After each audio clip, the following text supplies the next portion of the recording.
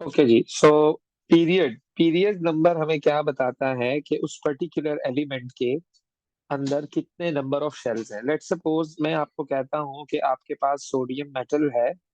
Sodium metal का proton number बेटा 11 होता है। और अगर मैं आपको कहूँ कि इसका आप एटॉमिक यानी कि इलेक्ट्रॉनिक कॉन्फ़िगरेशन लिखें। सो आप लोग क्या करेंगे बेटा, इसकी इलेक्ट्रॉनिक कॉन्फ़िगरेशन जब लिखेंगे ना, तो आप लोग कहेंगे कि सर फर्स्ट शेल में 2 इलेक्ट्रॉन्स। ओके। फिर से सर सेकंड शेल में 8 इलेक्ट्रॉन्स। चलो ये भी ओके। सर थर्ड शेल में 1 इलेक्ट्रॉन। कुछ ऐसे वाला मामला होगा इसमें। 2, 8, 1 कुछ ये वाली कहानी है। सो टोटल अगर आप देखें तो इसमें 3 शेल्स आ रहे हैं आपके पास। क्यों? कि sodium is present in third period. तो इस तरह से हम पीरियड को जस्टिफाई करेंगे कि पीरियड आपको बताएगा कि उस पर्टिकुलर एलिमेंट में आपके पास कितने नंबर ऑफ शेल्स हैं। तो ये आप विदाउट राइटिंग इलेक्ट्रॉनिक कॉन्फ़िगरेशन या विदाउट ड्राइंग एटॉमिक स्ट्रक्चर आप बता सकते हैं कि उसके अंदर टोटल कितने शेल्स हैं। 1 है, 2 है, 3 है, 4 है, 5 है। So totally it is depending on the period number. Simple सी बात है। अच्छा जी। फिर हम क्या कहते हैं कि पीरियड नंबर में या ग्रुप नंबर में या इन दोनों में हम बेसिकली ट्रेंड्स डिस्कस करते हैं। आज का जो हमारा टॉपिक है वो ट्रेंड्स ही है। ट्रेंड्स का मतलब जैसे कि फैशन होता है ना, फैशन आजकल क्या फैशन चल रहा है। हर हर हर एक एरा का एक ट्रेंड होता है। एक पर्टिकुलर ट्रेंड होता है। जैसे 15 प्रो मैक्स आया, तो लोगों ने उसके नेचुरल टाइटेनियम की वजह से भाई 15 pro max, 15 pro max, 15 trend चलता है ना। हर एक का पीरियोडिक टेबल एक ट्रेंड को फॉलो कर रहा होता है, हमें उस ट्रेंड को डिस्कस करना है। अब यहाँ पर ट्रेंड तो वो नहीं होता ना कि एलिमेंट ने कितने अच्छे कपड़े पहने हुए हैं, एलिमेंट ने कोई सुर्खी पाउडर तो नहीं लगाया हुआ। हम यहाँ चेक करेंगे उसके एटॉमिक साइज में क्या डिफरेंस आ रहा है, उसके मेल्टिंग बॉइलिंग पॉइंट में क्या डिफरेंस आ रहा है, उसकी रिएक्टिविटी में क्या डिफरेंस। हम तो इन चीजों को कंसीडर करेंगे। तो हमें यही चीजें यहाँ पर बेसिकली देखनी होती हैं। So we are starting from this। मैंने लास्ट क्लास में यहाँ तक डिस्कस किया था, यानी कि फिजिकल प्रॉपर्टीज हमने आपको बताई थी ग्रुप 1 एलिमेंट्स की। जल्दी जल्दी रिवीजन दे देता हूँ आपको मैं। ग्रुप 1 एलिमेंट्स जो है वो they are called alkali metals, क्योंकि दे फॉर्म एल्कलाई। क्योंकि ये NaOH आपके सामने एक फॉर्मूला है जो कि एल्कलाई है। अब इसमें sodium is a metal which is like which is present in group 1। तो चूंकि ये जो ग्रुप 1 के एलिमेंट्स हैं ये अल्कलाई फॉर्म करते हैं, तो इसलिए they are called alkali metals, alkali metals. ये इन इनके एलिमेंट्स हैं जो ग्रुप 1 में प्रेजेंट होते हैं। ली ने की रब से फरियाद, है ना। ली ने की रब से फरियाद। ये ग्रुप 1 के सारे एलिमेंट्स हैं। बाकी ये है कि फ्रेंड्स की अगर मैं बात करूं बेटा, तो एटॉमिक रेडियस, यानी कि अगर मैं आपको कहूं कि बेटा मैं देखना चाहता हूं कि I am going from lithium to francium, I am going from lithium to francium, तो उसके एटॉमिक साइज में क्या डिफरेंस आ रहा है। इट इज इंक्रीजिंग और it is decreasing. So lithium is in second period, sodium is in third period, तो sir जब भी हम कोई पोटाशियम इज रिएक्शन इन करेंगे और फोर्थ। अंदर ग्रुप, और सॉरी सर, और अंदर ग्रुप वन एलिमेंट्स यस होंगे तो यस। हमें एल्कलाई मिलेगा। whenever we have a हाँ, reaction with क्योंकि group ये one form, elements we, okay, alkali मिलेंगे। लेकिन ये है कि ग्रुप 1 के ऑक्साइड्स एंड हाइड्रोक्साइड्स बेटा ओनली, स्पेसिफिकली स्पेसिफिकली ग्रुप 1 के ऑक्साइड्स एंड हाइड्रोक्साइड्स, तो ये अल्कलाई फॉर्म करते हैं आपके पास। इनको हम एल्कली कहते हैं बेसिकली, इन कंपाउंड्स को। क्योंकि ये वाटर सॉल्युबल बेसिस होते हैं। अभी हमने डिस्कस नहीं किया है एसिड बेस एंड सॉल्ट, तो उसमें आपको फर्दर कंफर्म हो जाएगा कि ये Consider क्या they're चीज strong alkalis, right? है। एग्जैक्टली यस, एग्जैक्टली ऐसा ही है। तो आइए सर जरा अब बाय हम इनके ऑक्स atomic sir radius what do को। You mean by oxide, sir what do you mean by oxide? आप बोल रहे हैं कि ग्रुप वन के जो व्हेन ऑक्साइड होते हैं मेटल, उनके एल्कलाई बनते yes yes yes, तो ये when metals are going to react with oxygen, are going to react with oxygen, इनकी जब ऑक्सीडेशन होती है, और they react with water basically, they react with water। So they form NaOH या metal hydroxide या metal hydroxide. It may be LiOH, it may be NaOH, it may be KOH, it may be like potassium hydroxide, rubidium hydroxide. So ये जो hydroxide आपके पास बन रहे हैं ना, they are called alkali. They are called alkali. So that's why I'm calling that these are alkali metals. तो ये जो हाइड्रोक्साइड आपके पास बन रहा है ना बेटा, इसको मैं क्या कह रहा हूँ, एल्कली कह रहा हूँ इसको मैं। तो ये एल्कली फॉर्म करते हैं, तो they are called alkali metals, simple. Okay जी, अब आगे आ जाओ जरा। बेटा ये लिथियम का स्ट्रक्चर है, पहले शेल में 2 इलेक्ट्रॉन है, दूसरे शेल में 1 इलेक्ट्रॉन है, सिंपल। अच्छा जी, ओके। ये बेटा सोडियम का स्ट्रक्चर है, पहले शेल में 2 इलेक्ट्रॉन है, दूसरे शेल में 8 इलेक्ट्रॉन्स है, क्योंकि सोडियम का ग्रुप प्रोटॉन नंबर 11 होता है ना बेटा, और ये सोडियम के आखिरी शेल में 1 इलेक्ट्रॉन है, सिंपल। तो बेटा इसमें टोटल 2 शेल्स हैं, इसमें टोटल 3 शेल्स हैं, इसमें 2 शेल्स हैं और इसमें 3 शेल्स हैं। So as you are going down the group, number of shell increases.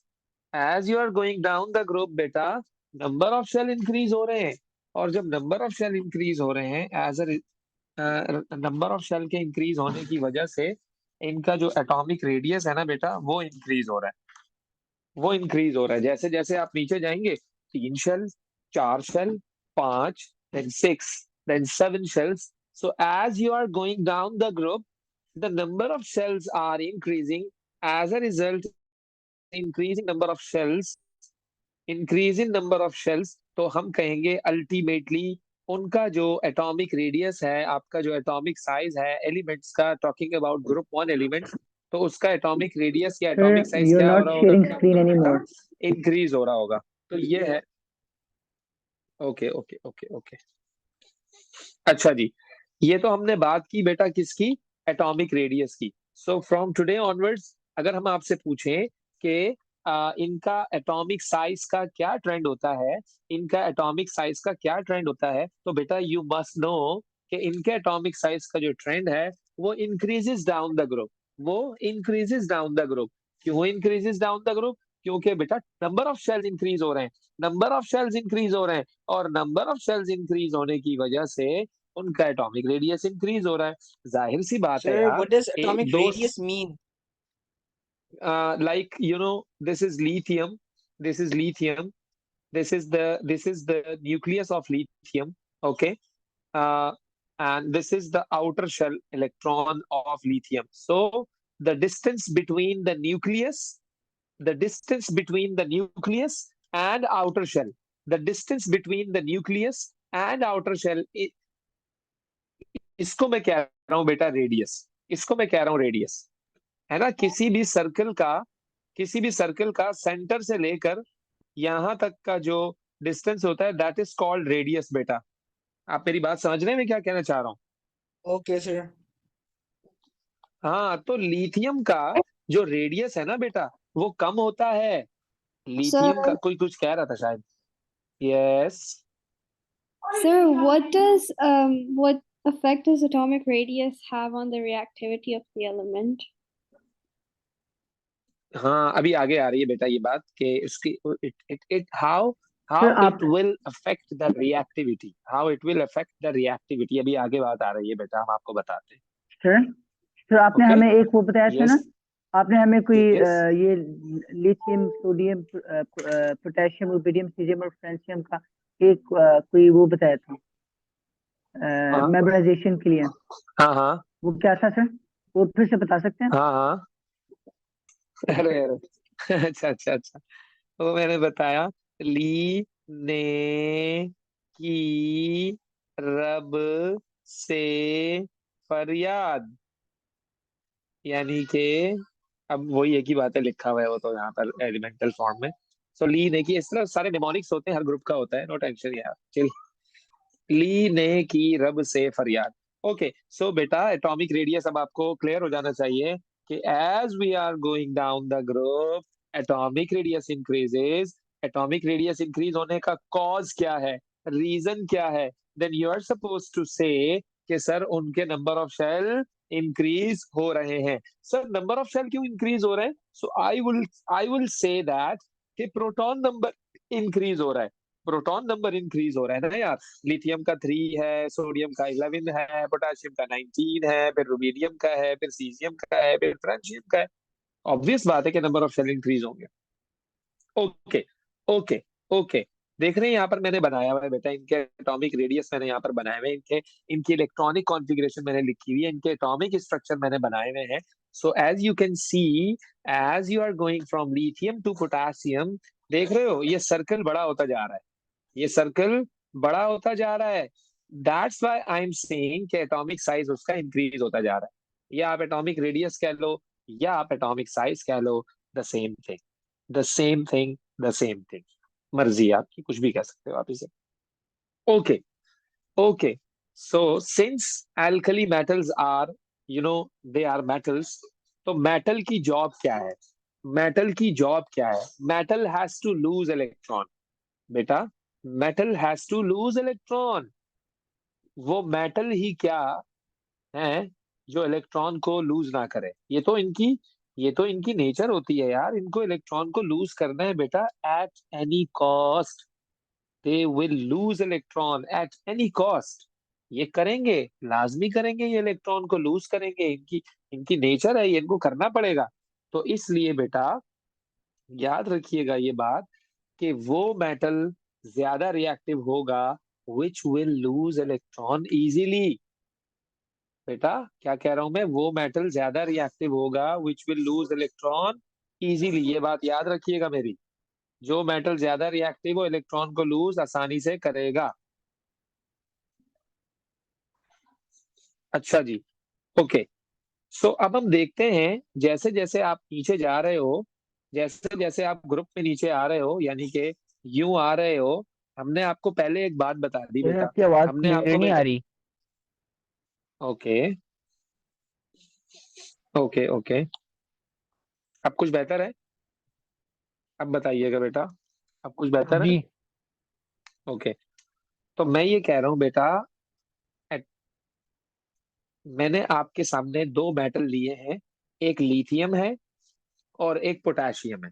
Let's suppose दोनों मेटल हैं, दोनों मेटल हैं, यम यम आ रहा है, lithium, sodium, potassium, rubidium, caesium, francium, magnesium, calcium, barium, radium, ये सारे मेटल्स हैं बेटा। यम आता है ना, यम, दे आर मेटल्स। सो बेटा लिथियम भी अपना आखिरी इलेक्ट्रॉन लूज करेगा, पोटेशियम भी अपना आखिरी इलेक्ट्रॉन लूज करेगा। नाउ द क्वेश्चन इज कि कौन आसानी से लूज करेगा? कौन आसानी से लूज करेगा? आप लोग कहेंगे सर पोटासियम करेगा। मैं पूछूंगा क्यों? मैं पूछूंगा क्यों? आप लोग कहेंगे सर इसका जो आखिरी इलेक्ट्रॉन है ना, ये न्यूक्लियस से दूर है। सर इसका जो आखिरी इलेक्ट्रॉन है ना, वो न्यूक्लियस से दूर है। तो मैं कहूंगा तो क्या हुआ दूर है तो? आप लोग कहेंगे सर जब न्यूक्लियस से दूर होता है, न्यूक्लियस पे पॉजिटिव चार्ज है, इलेक्ट्रॉन पे नेगेटिव चार्ज है, जब दूर है ना, जब दूर है ना तो लूजली अट्रैक्टेड है, जब दूर है ना तो लूजली अट्रैक्टेड है। लूजली अट्रैक्टेड की वजह से it's going to it's going to lose its electron easily. So this is the reason potassium is more reactive than lithium. यही रीजन है पोटेशियम के ज्यादा रिएक्टिव होने का। क्या मेरी बात समझ आ रही है सबको? मैं क्या कहना चाह रहा हूँ बेटा? Yes, जी Abdullah, sir. Sir. Khadija, Maham, Aliya, Yeah. Aliza, Amna, Ayesha, Huzaifa, Ibrahim, Khizar, Yes, sir. सब सेट है ना? Okay good. तो बेटा दिस इज द रीजन कि मैंने यहाँ पर क्या लिखा, metal which loses electron easily, reactive metal होता है वो। और as you are going down the group size of element increases, और साइज इंक्रीज होने की वजह से फोर्स ऑफ अट्रैक्शन उसकी, किसकी? न्यूक्लियस की और आखिरी इलेक्ट्रॉन की कम होती जा रही है। और जब कम होती जाएगी so ability to lose electron increase होता जाएगा, hence reactivity increases, hence reactivity increases. तो मैं अगर आपसे Sir, पूछूं, how do you know मैं if it अगर has आपसे a पूछूं positive or negative charge? बेटा nucleus contain protons So and reactivity protons increases as have well. reactivity increases, yes, तो Okay. बेटा न्यूक्लियस कंटेन पॉजिटिव चार्ज क्योंकि due to the The presence of reactivity increases protons down the group.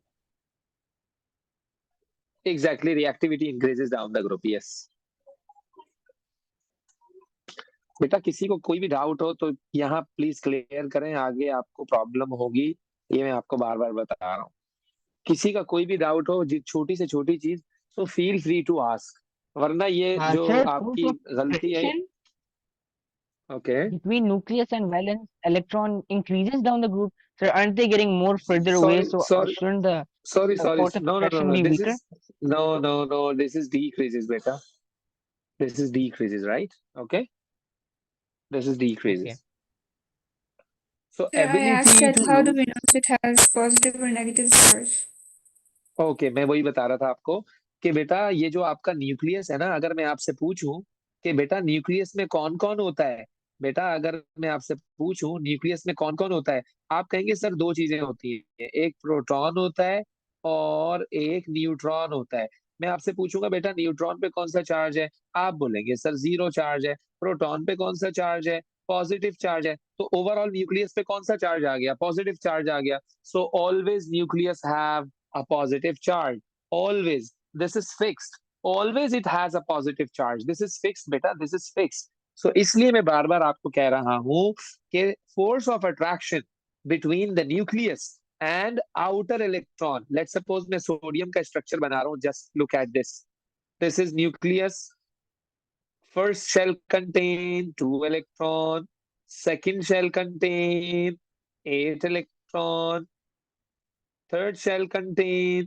1 electron पूरे हो गए 11 पूरे हो गए ना 11 इलेक्ट्रॉन्स अब मैं आपकी सिंपलिसिटी के लिए आपकी आसानी के लिए मैं इनर शेल्स को रिमूव कर रहा हूं इनको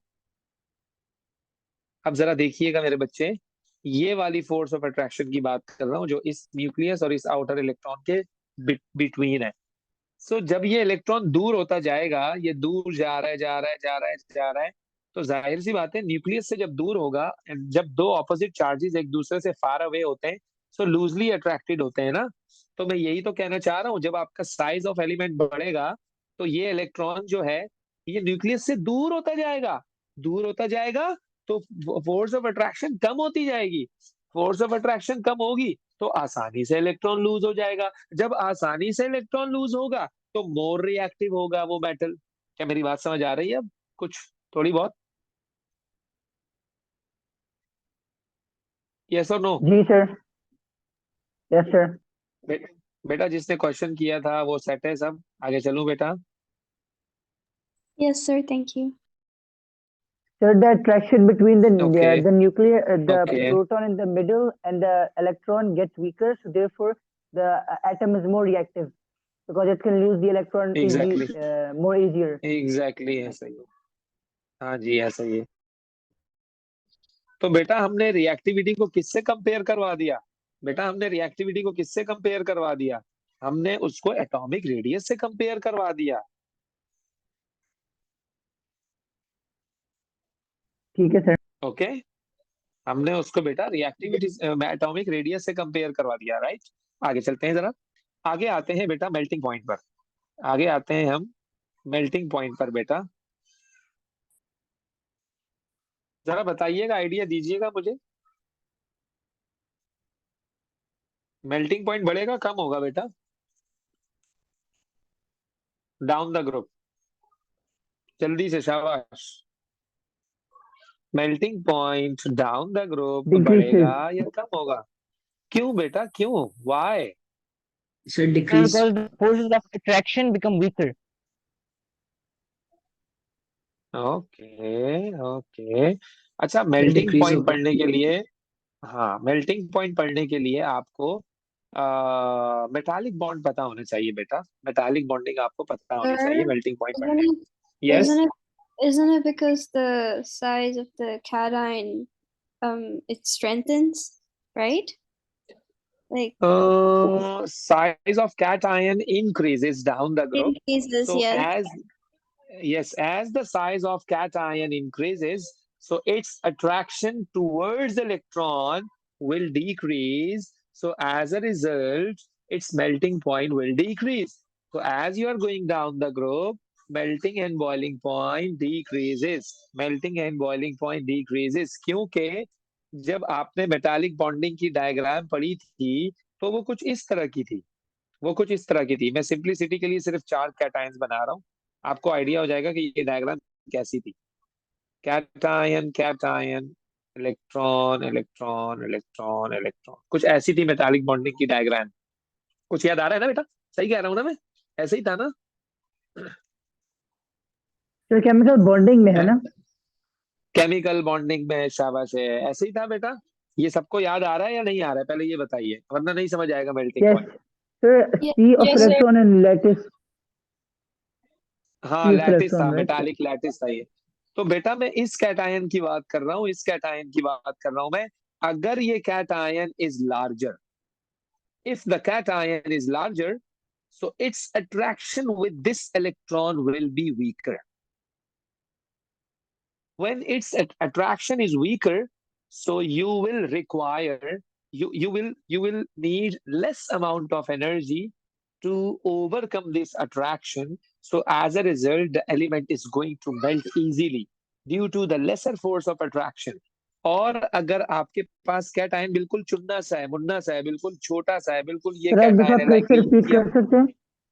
सर एक दफा प्लीज फिर से रिपीट कर सकते हैं, अपना भी क्या बोला है? हाँ वही, ओके, मैं ये कह रहा हूँ कि अगर आपके कैटायन का साइज इज स्मॉलर, स्मॉलर छोटा हो, तो it's attraction with this electron will be stronger. और बेटा अगर ये अट्रैक्शन स्ट्रॉन्गर हुई ना, तो आपको बहुत ज्यादा एनर्जी लगानी पड़ेगी इसको मेल्ट करने के लिए।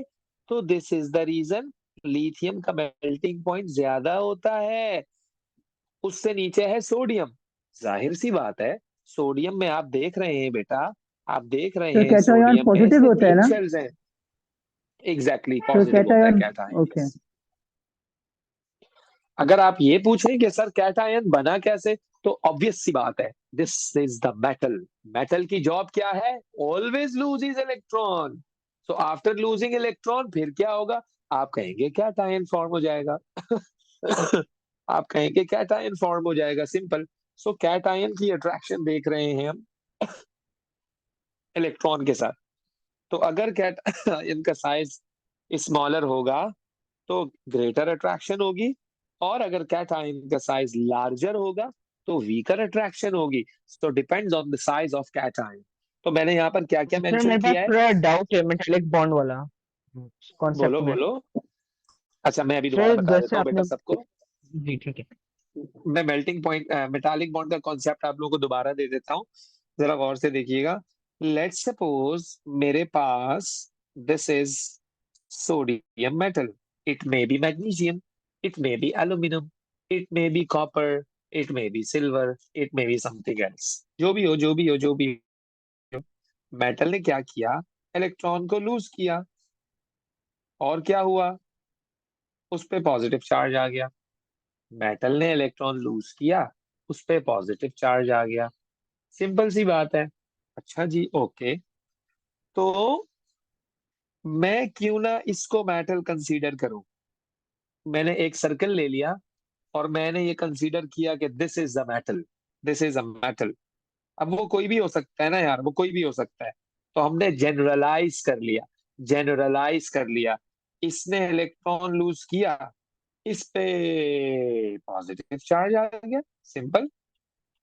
तो कोई एक मेटल का एटम थोड़ी होता है, कितने सारे होते हैं, इतने सारे मेटल के पार्टिकल्स होते हैं, इतने सारे, 6.02 एक्सपोनेंट 20, इतने सारे एटम्स होते हैं।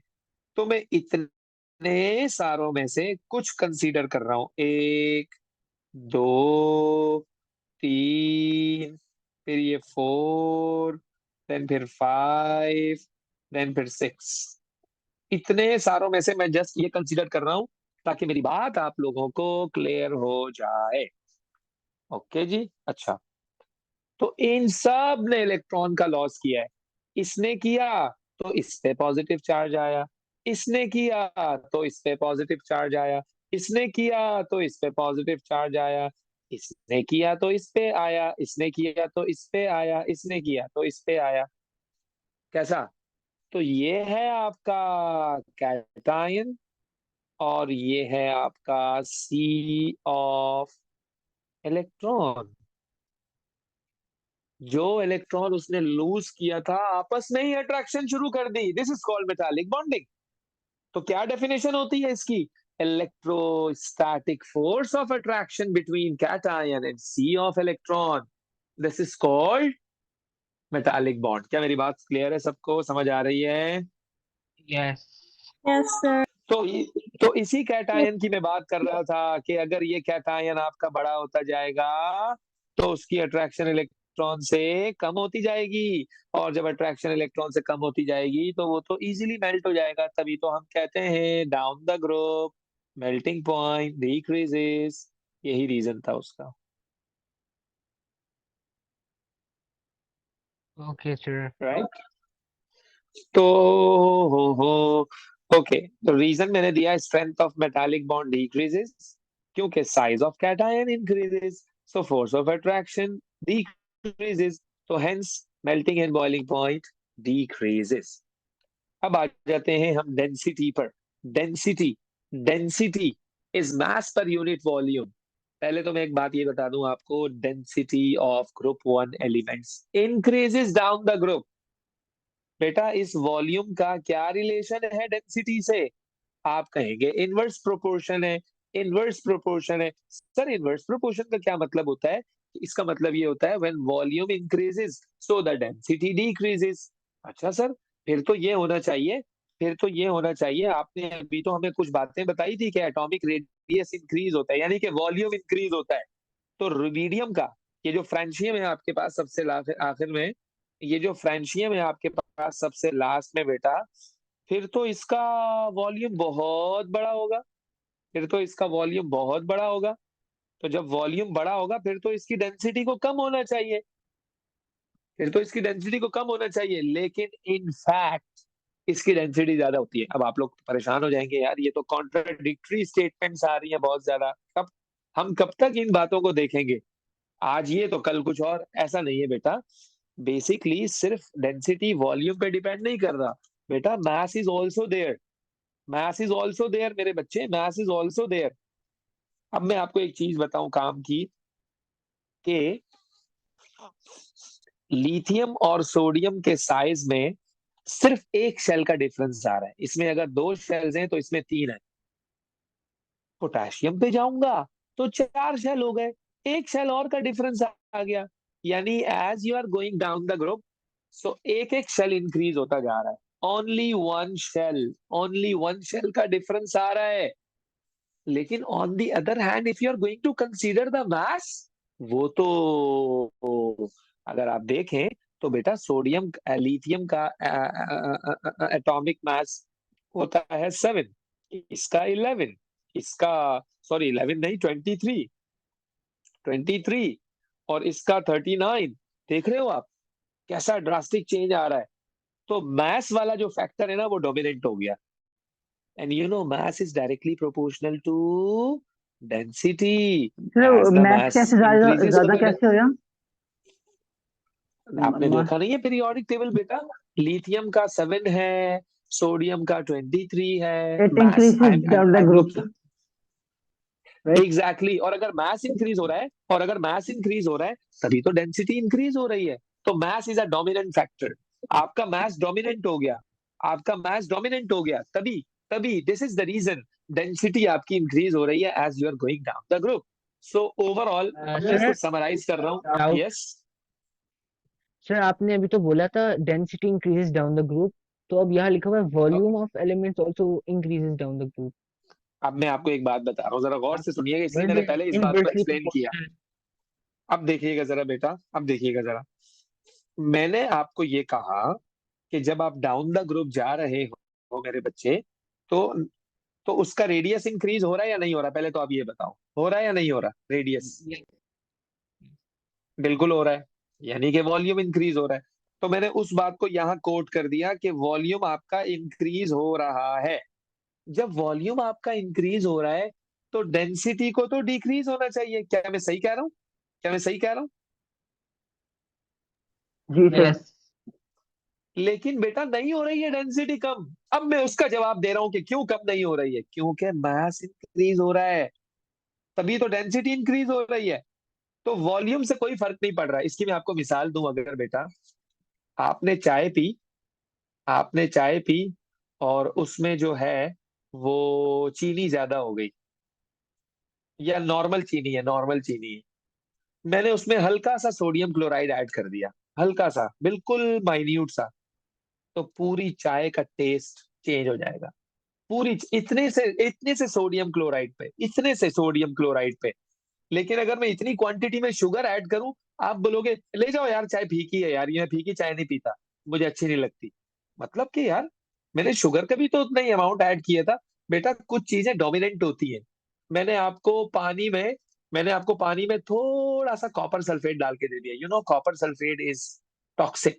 टॉक्सिक, आपने कॉपर सल्फेट पिया और फिर इन्ना लिल्लाहि व इन्ना इलैहि राजिऊन। तो कॉपर सल्फेट, आप बोलोगे मैंने आपको कहा यार इतने बड़े टैंक में, इतने बड़े टैंक में मैंने चुटकी में लिया है, बस बिल्कुल हल्का सा लिया है मैंने, बिल्कुल चुटकी में। अबे भाई आप बोलोगे नहीं सर क्या हो गया, नहीं नहीं नहीं नहीं मैं नहीं पीऊंगा पानी। तो बेटा ये डोमिनेंट चीजें होती हैं। यहाँ पर जो डोमिनेंट फैक्टर है ना मेरे बच्चे, वो डोमिनेंट फैक्टर पता है कौन है? मैस है। क्योंकि मैस का ड्रास्टिक चेंज आ रहा है, कोई ये 1 2 से इंक्रीज नहीं हो रहा है। ये कहाँ 7 और कहाँ 23 यार, कहाँ लिथियम का 7 और कहाँ सोडियम का 23, और फिर कहाँ पोटेशियम का 39। और फिर सोचो पोटेशियम से नीचे मुझे नहीं पता मास कितना होता है, लेकिन बहुत ज्यादा होता है। तो ज्यादा मास का डिफरेंस आ रहा है, तो ये डोमिनेंट फैक्टर है। This is the reason density आपकी इंक्रीज हो रही है। अब क्या मेरी बात कुछ समझ आई बेटा आपको? Sir, you mean to say like that if the mass increases, then the जी sir. density will increase? Exactly yes.